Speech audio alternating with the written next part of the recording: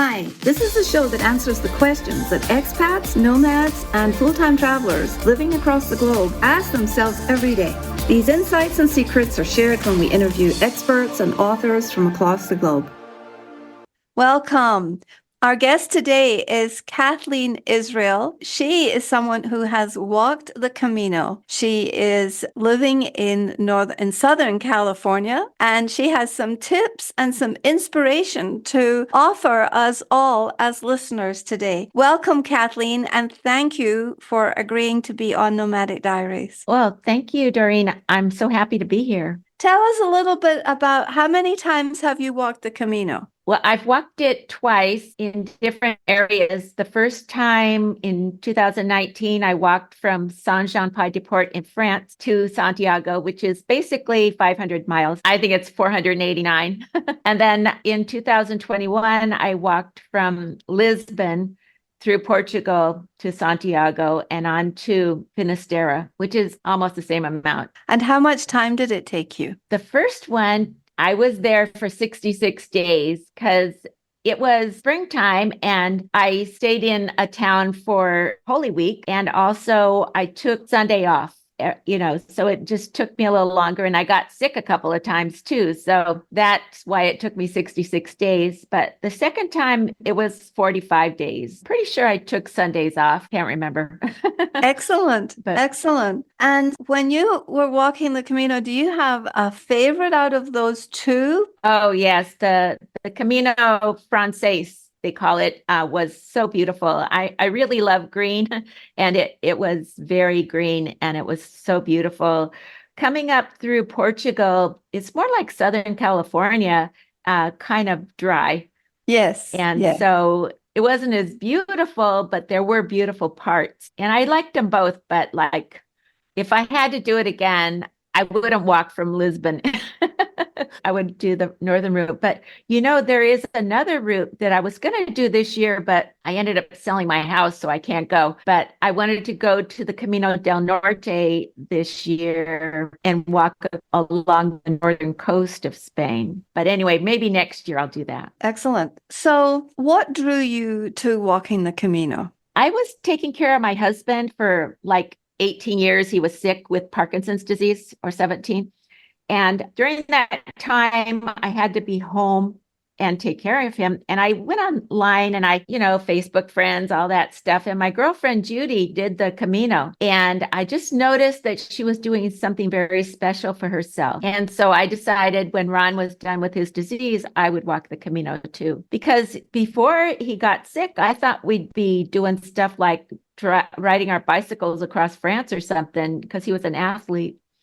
But after he got sick, I was like, oh, I guess not, That was my dream for myself, for just myself, after he was gone. So you have written a book, and the name of your book is Wisdom on the Camino. And the subtitle is very interesting. It says it's a spiritual journey sharing forgiveness and possibilities to inspire the rest of your life. And I really believe that.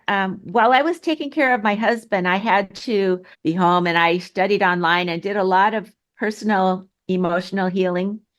And that's what I wanted to write the book about. And then when I went to write it, I was like, oh, I don't want to be teachy. I remembered I told people those things on the Camino. So I wrote my book about walking the Camino and telling people those healing. And did you ultimately experience that this was a healing situation for yourself?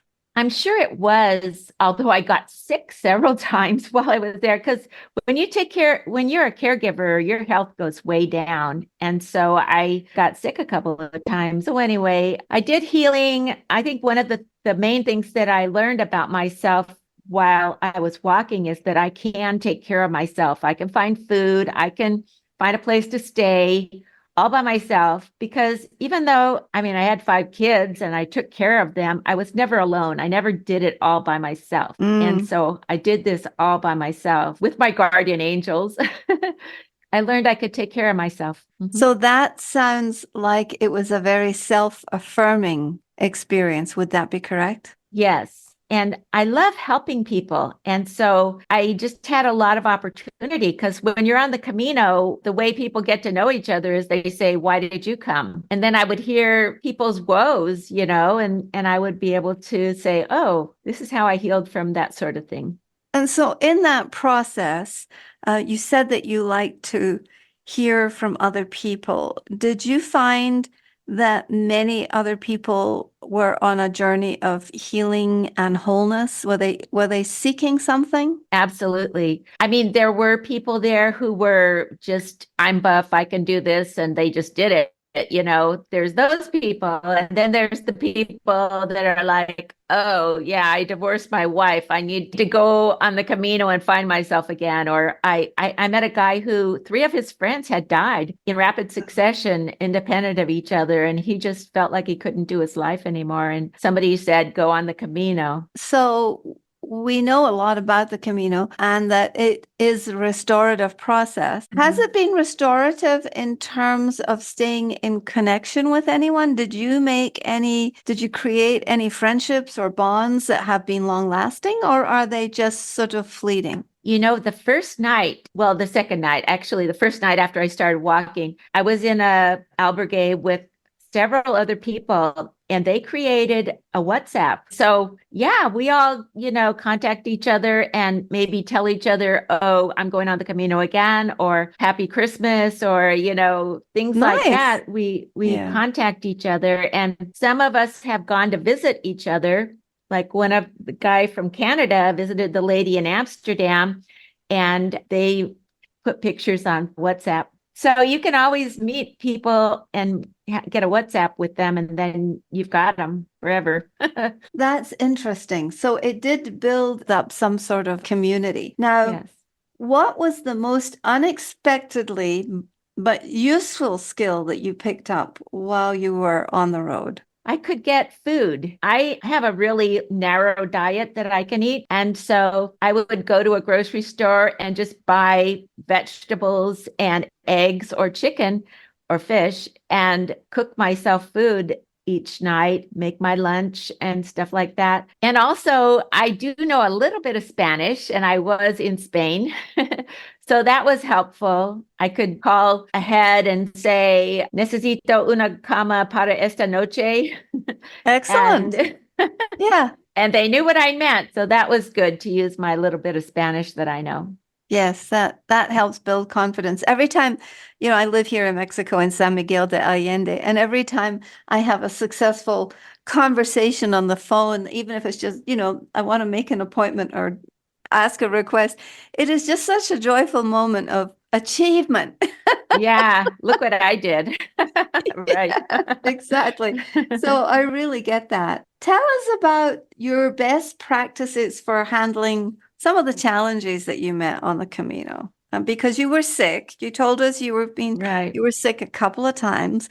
And Right. it's scary when you're away and you're alone without a Right. support system. No ER around the corner, correct? Right. And I got a urinary tract infection Mm, from, I mean, I was drinking a lot of water, but I was climbing this giant hill and I must have sweated more water than I drank, mm, and so I got sick and I tried you go to the pharmacy and they want to cure you. So they would give me all kinds of stuff to cure me from that. But in the end, I actually needed to go find a doctor. One night, I just felt like I was dying. And I went oh into the dear. kitchen and I said, "How do you get to see a doctor?" And I think they looked at me and they were like, "Yeah, this lady is going to keel over if we don't get her to the doctor." So the guy said, "Well, I live in town and I'll take you to the clinic on the way home after I do the dishes." And the guy who owned the place said, "I'll finish the dishes. You take her to the clinic." And so we just Mm, left right then and he took me to the mm, clinic. It was so great. He went in with me and he made sure they knew what was going on. And so that, they did all the things they needed to do. Yes, you have a urinary tract yeah, infection, and gave yeah. me the medication. But the doctor, told me, "Okay, go to this pharmacy." It was just down the street. And he actually stood out and watched me go. And when I got to the pharmacy, it was closed. So I turned around and walked back. Then he started walking towards me and he said, okay, I'm going to find you a cab. So he found me a cab and told them where the 24-hour pharmacy was. And then he told them to wait for me till I got the meds and take me back to my albergue. So it was just Mm, like everybody took care of me. yes. And Yeah. and I Yeah. really needed it. I felt like on the Camino, like it was a blessing for them to help a pilgrim. And so when I needed help, there was always somebody there to help me. Yeah. The universe shows up in the form of many people, doesn't it? Yeah, it was amazing. Tell me about your best practices. I mean, is your best practice something like, do you ask for help if you need it? Or do you think it's your resilience factor? Or is it your imagination and seeing yourself at the final destination? I think my best practice is to just keep trying, even if things fall apart, and also to know myself. Like I got in some situations where people got mad at me, and I really felt like I wasn't doing anything wrong. It didn't bother me that they were mad at me. And other times, like I would go into the laundromat and I just didn't know which one was a washer and which one was a dryer. I just got fooled a couple of times and I put my money in and it was the dryer and I had to go Mm, I had to go figure out which one was the washer yeah, and put my yeah, money in. And then by the time it was washed, I got to the dryer and it was I had to put more money in. And sure, and I just thought, well, this is my learning curve. This is the school of hard sure, knocks. This is fine. This is my sure. tuition. It wasn't a problem at all. So let's go back to the little bit of conflict that you experienced. We interview a lot of people on this show who are actually experts in the intercultural fields of communication, competency, and intelligence. And so, is it possible that these conflicts were as a result of the dissonance in culture that you were experiencing? Yeah, just a couple of times. I mean, I'm just going to tell you the short one. I've got a long one. They wanted us out by 8 o'clock in the morning, and I had a potato that I needed to microwave for 4 minutes. And so I put my thing in the microwave, and at 8 o'clock came by 2 minutes early. And the lady came in and she was just like, you need to get out of here right now. It's 8 o'clock. Wow. You need to get out of here. And I just pointed to the microwave. Mm, I mean, she wasn't speaking in English, but I knew what she was yes. talking about. Yeah. And she looked at me and she looked at the microwave and she put her hands on her hips and waited for the 2 minutes. And I pulled my potato out, wrapped it in my bandana, and I left. And she just threw up her hands and she was saying, adios, adios mio. And I was like, I wonder if she's like yelling at me or if she's saying that because she was worried about nothing, or I really didn't know what she was concerned about, but it didn't really affect me. So I Mm, just left. mm. So that might have been a cultural moment where precision is important in some Yeah, like it cultures. was disrespectful of me to be there still. You Yes. know, Yeah. I just needed my potato cooked. I It mean, wasn't a big deal. Right. Right. And in the West, we tend to be more direct. And so when you are faced, I think sometimes with such directness in a Mediterranean type culture, then it's a little shocking. Interesting. So I'm sure there's a lot that we could follow on that. Now, you said wear a skirt while hiking. So tell us oh more yeah. about that. Oh my gosh. I'm from the US. It's against the law to expose yourself, right? And so Right. that sort of taboo was difficult for me peeing in the bushes. I didn't like to bare my butt. That's what you have to do if you have pants on. But if you have a Sure. skirt on and you got a little covering when you when you drop your drawers. And after a while, I just didn't like it. And I took a pair of my pants and cut them up and made a skirt out of them. I wore it the rest of the time. And That's great. the second time I went, I didn't take any pants. I just took skirts and tight. Then I didn't have to bare my butt. Well, that's a very practical tip, and we're always up for sharing practical tips here. Yeah, and a skirt doesn't do it. You still have to bare your butt with a skirt. And so That's it true. has to be tights and a Skirt. skirt. Wow, good to know. Well, if I ever walk the Camino, and it has occurred to me, but I seem to be more motivated than my husband right now. But I will keep this in mind. I will call Yeah. you. Great. I Um, will support you. Thank you. Well, I think that that's what the Camino is all about, is creating culture and meaning and significance and growing through the process, isn't it? And Yes. helping other people, no matter where they are on the journey, because we're all at a different space. Yeah, I read that, pilgrims should be helping other people. Yes. But you know what? I just felt people helping me. Yeah. I mean, even there was a pilgrim and I was walking down this really steep hill and he wanted me to take my glasses off because I have the kind that, turn color. Yes. And he wanted me to take them off walking down the hill because he was afraid I would trip on the Oh, rock. It was all kinds of rocks. And I said, no, I have to wear them because I don't want to get cataract. If you wear mm, sunglasses, you don't get cataracts as easily as if you don't. So yeah. I was like, there's no way I'm going to be out in the sun without sunglasses on. I felt like that was sweet of him to care about me like that. Yes. Yes.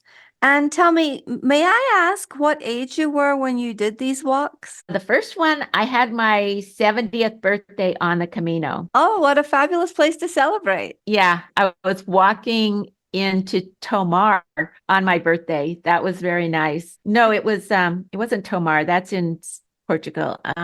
It was walking in Ponferrada. Yeah, on my birthday. And I got a place and they said there would be a bathtub for me because I said, it's my birthday, I'm going to have a bath. When I got there, they had given somebody else my room. Oh, And I pointed on her paper that, she already had my credit card number right there. And she had given my room to somebody. And so I was just like, it's my birthday. I have to have a bath. And so she actually paid me 15 euros and didn't charge my card and gave me another place to go to. So I walked over there and I really wasn't feeling very well. I walked over there and I got there and they didn't have bathtubs. And so I said, oh. it's my birthday. I have to have a bath. And so then I had to walk all the way across town to another place and they actually did have a bathtub. And so it was like they were taking care of me, but that first lady gave my room away. That was odd. Yes, yes, a little Yeah, disappointing. So yeah. bathtubs on the Camino are, I'm making a note of this, they are a luxury and a sign of pampering. Is that correct? For me, for me, Uh, I just felt like I needed to do something nice for myself on my birthday. And in the morning on my birthday, I was walking along and I just picked a whole bunch of little tiny flowers and stuck them in my lapel. Yes, So I had a corsage for my birthday. very sweet. You just kind of think of things to do for yourself Sure. when you're just out there.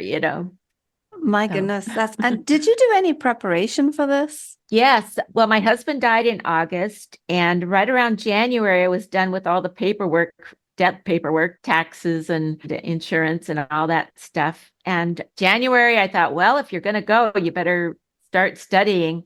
So I watched all the YouTubes and I went to the library and there was like a seminar about how to pack light for the Camino. So I learned how to pack light. And, the lady, she had two t-shirts, one that you should take and one that's just a regular t-shirt. And she had us feel them both. So the microfiber t-shirt was very light and Light, the other yeah. one, it was cotton, but it was very heavy. And so that let me know what I needed to do. And so there's REI and then there's Amazon. And I just put in lightweight shirt. And then I would just check how lightweight is this, and that's how I chose my clothing. And also some of those clothing, if you get odd colors, they're cheaper. And so some of my clothes were kind of odd colors. They didn't really match, but I just felt like I needed lightweight clothing. And so I didn't care. And did And you throw all those clothes away at the end or did you keep them? no, I used the same puffer jacket the second time and had a Patagonia jacket a lightweight jacket. So I used the same clothing, except for I didn't take the pants. I still Mhm. have them and I can use them, but no, my clothes were still good. And really, the second time I went, I made myself a skirt out of silk because I thought, oh, it's lightweight. And it was beautiful, flowered silk. Like I got so many compliments on that silk skirt, and it's kind of gossamer. And I thought, well, if it falls apart, I got two other skirts, but it didn't fall apart. It lasted the whole time. I think about using it again, and I think, well, it's kind of faded. It's not Yes. not Yeah. as pretty as it was. So maybe I Yeah. won't use that again. But anyway. Well, this is fascinating. I mean, it seems like there are lots of websites and resources for people to go to if they want to walk the Camino, correct? Yes, and a really good app to get is Camino Ninja because you can see like how tall the mountains are that day. Yes. And then you can say, well, I can go 12 miles today. Whereas if it's flat, maybe I can go 15 miles. And Mm. so you can kind of judge and then you can go, they have all the places you could stay and you can book on booking.com. So anyway, it's very easy using that. But some of the albergues, you have to call them and say, And make reservations. Yeah. Excellent. necesito una camina. So, do most people go day to day, like they arrive someplace and then they call ahead, or do most people book most of the way? Yeah, I don't recommend. I mean, they told me to book 3 days out in the beginning, but that didn't work anyway because it was snowing when I went and they wouldn't let us go over the Mm. Pyrenees. We had to walk around. So I couldn't stay in two of those places, but I did stay in the first place. And then there was one time that I did not book ahead and I ended up walking 25 miles that day because Oh, everything was full. that's tough. Usually I called the day before and made sure. And then sometimes I would get somewhere and they would say, I'm sorry, we're full up. And I'd say, I have a reservation. And they would look and I was there and I got to stay there. So I don't recommend not booking ahead. I wouldn't book the whole thing because sometimes you book ahead and you don't know you're going to have mountains that day, and Yeah. then you got Yeah. to take a cab or something, or else you got to walk till 6 o'clock at night. Which route is the most mountainous that you did? Going over the Pyrenees, I mean, I did not go over the Pyrenees, but I hear that going over the Pyrenees is really tough. I have heard that the Camino del Norte is the most mountainous one, which is the Mm. one I want to do next. Yes. So Yeah. here I am, a few years older and trying to do the hardest one. So, do you do training? Do you stay in training for this? Yeah, I walk to church every morning and I walk up a giant hill. And even though it's only 2 miles that I'm walking, it is a giant hill. And so I have found that I am in shape. I went to Medjugorje and I was able to walk up the mountains there, no problem. Yeah, even though I'm an old lady, I can walk up a hill. And Excellent. Well, yeah. congratulations. Well, this has been fascinating. We actually have not, you're the very first person we've talked to on Nomadic Diaries regarding the Camino, but it's always been a subject that I think many people are curious about, both from the travel perspective, but also from the perspective of what can you do for healing and wholeness and health when you are overseas. And this is one of Right. the ways you can participate. So, can you tell us just a couple of things in closing? I want to give you a little lightning round here, okay? Mhm. So, if Okay. you were stranded on a desert island and you could only bring one dish from your current location, what would it be? Like food, right? Yes, food. Okay, so I really like spaghetti squash and Mm. hamburger and tomato sauce on it. I mean, marinara. I think that is a perfect food for me. Oh, excellent. Yeah. And is there a hidden gem or an off the beaten path destination that you discovered on the Camino that you wish more people knew about? When I walked in Portugal, I walked past Santiago and went up to Finisterre. And it is such a lovely place. There's a lot of cliff walking up there and it was blowing. I felt kind of like maybe I shouldn't have been there a couple of times, but it's just Yeah. such a charming place and it's such a great place to finish off your Camino. Oh, that's good to know. And if you could choose one travel superpower that would make your journeys and your pilgrimages easier or better, what would that superpower be? One foot in front of the other, because I can do that. Walking is kind of a low tech skill that you can do. You can do it. I have a problem with one of my feet, and I did Tai Chi walking when I was having a pain and stuff like that. And it was just it really kind of massaged my foot and made it really good for me. Excellent. Well, thank you so much, Kathleen, for coming on to Nomadic Diaries and sharing with our listeners all these very practical tools like skirts and how to cut up a pair of pants to make a skirt and why we would want to do that. I mean, this is very, very practical, and especially for women. So, in terms of your book and your purpose in life, where can people find you if they'd like to follow you? I have a website, wisdomonthecamino.com. My email is Kathleen@wisdomonthecamino.com. And I actually have on my website the pictures that I took while I was walking. And they really informed what I wrote the book about, too. It jogged my memory about what happened looking at my pictures. And so, like in my book, if you look across from the table of contents, you can see it says, read this first. And then it tells you how to double opt in to see my pictures. Lovely. So that's Thank my you. gift with purchase for my readers. And I also want to ask, if you read my book, will you please leave a review? Rate and review books. It's very important. So, listeners, let's all check out Wisdom on the Camino, a spiritual journey sharing forgiveness and possibilities to inspire the rest of your life. And Kathleen, it's been lovely to have you on. Thank you. And listeners, please remember to rate and review Nomadic Diaries wherever you are listening to us today. Thank you so much, Kathleen. Thank you, Doreen.